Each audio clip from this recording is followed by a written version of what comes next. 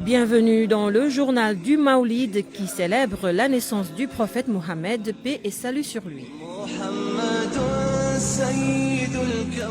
Guet Ardo, situé dans la région de Louga, à 33 km de la ville, célèbre le Maoulid et c'est là depuis 1902.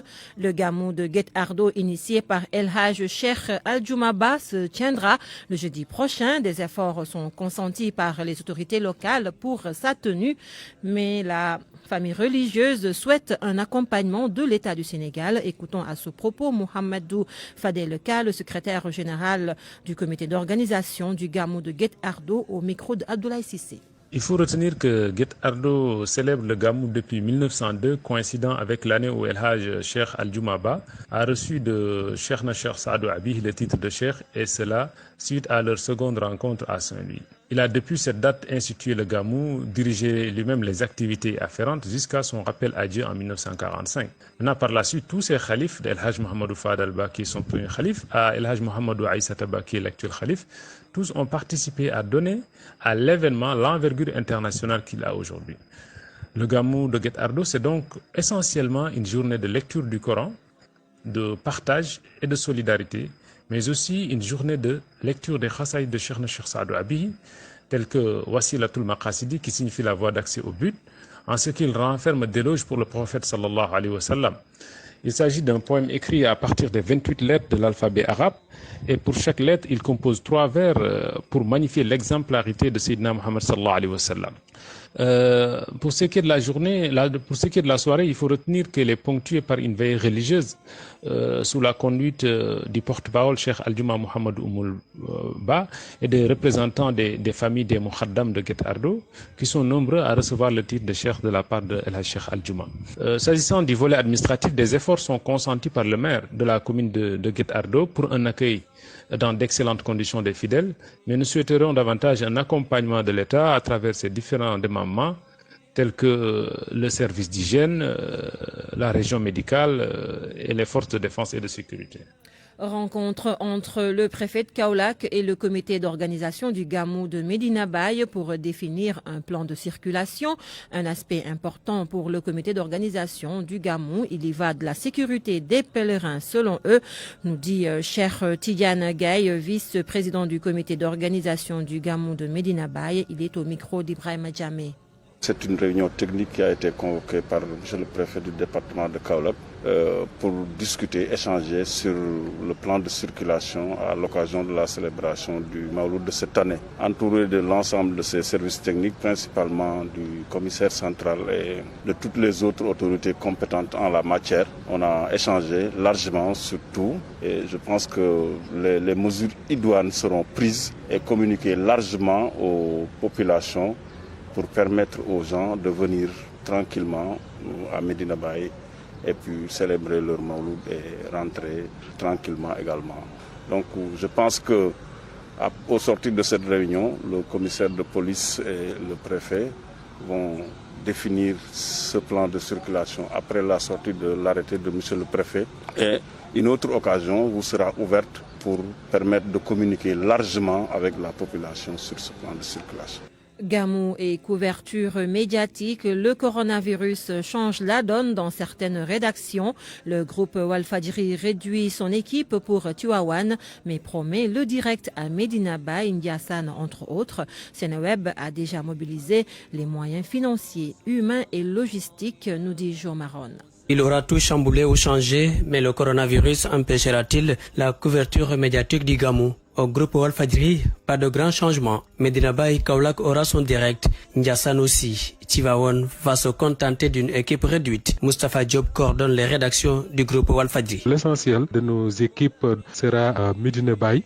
Medina Baye parce que c'est le gamou que nous retransmettons en direct chaque année et nous comptons le refaire cette année également et refaire exactement ce qu'on avait l'habitude de faire à Tivaouane tout en tenant compte l'appel lancé par le khalife Serigne Babacar Sy Mansour, ce qui fera certainement qu'il y aura moyen d'activité. Pour ce gamou, on peut dire que rien ne change si ce n'est qu'il y aura moyen d'activité à Tivaouane. Walf ne veut pas exposer son personnel à cause de la pandémie. Il limite ses équipes. Chez les confrères de Seneweb, les moyens logistiques, humains et financiers déjà mobilisés pour assurer la couverture dans plusieurs foyers religieux, dont Tivaouane. Momar Mbaye, rédacteur en chef de Seneweb. Nous avons des portraits de khalifes, des témoignages, Tarikh Magal, Yobol Safa, Relation Touba et les cités religieuses, à savoir Tivaouane, Ndiassane, Medina Baye, etc.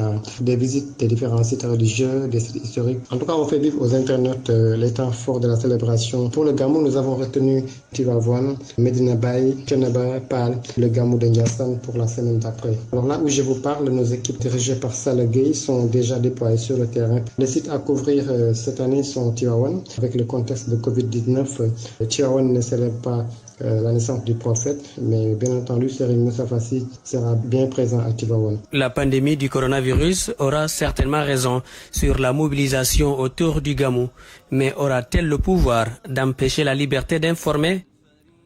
Jo Maron, le journal du Maoulid ouvre une fenêtre sur Seydi El Hadj Malick Sy, radiyallahu ta'ala anhu, qui a initié le Gamou de Tivaouane. Son petit-fils Serigne Cheikh Ahmed Tidiane Sy Al Amine nous parle de lui et comment il magnifiait le prophète Mohammed, paix et salut sur lui. Le Gamou de Tivaouane a été initié par Seydi El Hadj Malick Sy, une occasion pour lui de célébrer la naissance du prophète en magnifiant l'amour qu'il avait pour lui, mais aussi en diffusant ses enseignements à travers ses mukhaddam. On dit que pour la première édition, ce Gamou a été organisé en présence de El Hadj Rawal Ngom dans leur intimité, et qu'une séance de Coran a été récitée, l'un récitant la partie haute du Coran, l'autre la partie basse.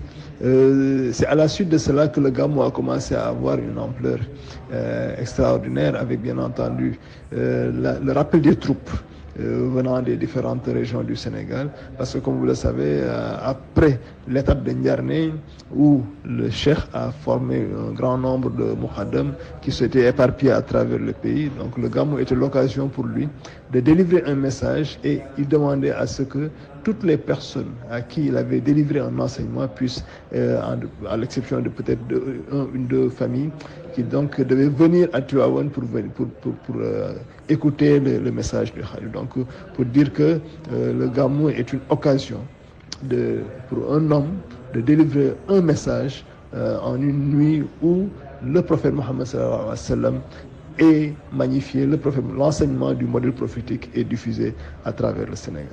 Et puis l'enseignement sur le prophète avec l'imam Mokhtar Ndiaye de la grande mosquée de Liberté 6 Nord. Il nous parle de certains privilèges que son Seigneur lui a accordés. Vous ordonnez le convenable, interdisez le blâmable, et en plus de cela, vous croyez fermement en Allah subhanahu wa ta'ala. Donc de là, nous comprenons aisément que si nous parvenons à être la meilleure communauté, c'est sans doute à cause de ces trois facteurs: le fait d'ordonner le convenable, c'est-à-dire le bien, le fait d'interdire le blâmable, c'est-à-dire le mal, et le fait de croire fermement en Allah subhanahu wa ta'ala. Et toujours sur les privilèges, il y a l'octroi de l'abondance.